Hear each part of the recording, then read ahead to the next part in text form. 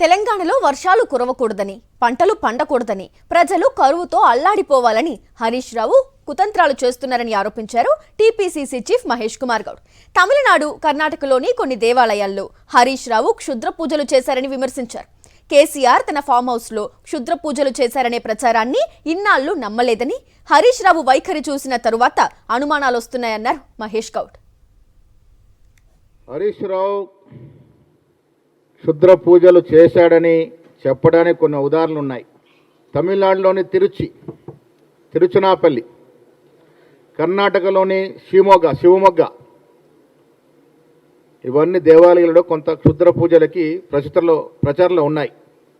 హరీష్ రావు గారు ఈ రెండు రాష్ట్రాల్లోనూ ఆ రెండు ఊర్లకు వెళ్ళినటువంటి ఆధారాలు ఉన్నాయి. ఈ ఏడాది మార్చి 2వ తేదీన, జూన్ 2వ తేదీన తిరుచి, మే 31, జూన్ 1, మళ్ళీ జూలై 23న శివమొగ్గ వెళ్ళారు. హరీష్ రావు గారు తిరుపతి వెళ్తే బయటకు వచ్చి ప్రెస్కు మాట్లాడతారు, కుటుంబంతో పోయినా ఎక్కడ పోయినా. మరి ఈ దేవాలయాలకు వెళ్ళినప్పుడు ఎందుకు బయటకు వచ్చి మాట్లాడలే? ఇప్పుడు క్షుద్ర పూజలకు పోకుంటే ఈ ఆలయాలకి ఎప్పుడు, ఎందుకు, దేనికోసం పోయారో దీని మీద వారే స్పష్టత ఇవ్వాల్సిన అవసరం ఉన్నది.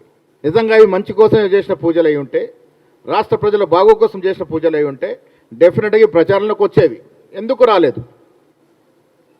పదవి కోసం, తన పార్టీ అధికారం రావడం కోసం, రాష్ట్ర ప్రజల ప్రాణాలు పోయినా పర్వాలే, కరువు వచ్చినా పర్వాలే, ఇవన్నీ జరిగితే ఈ ప్రభుత్వం వ్యతిరేకత వస్తే మాకేదో లాభం జరుగుద్ది అన్నటువంటి ఉద్దేశంతో ఇలాంటి పూజలు చేయడం ఎంతవరకు సమంజసమో తెలంగాణ ప్రజలు ఒక్కసారి ఆలోచించాల్సిన అవసరం ఉన్నది.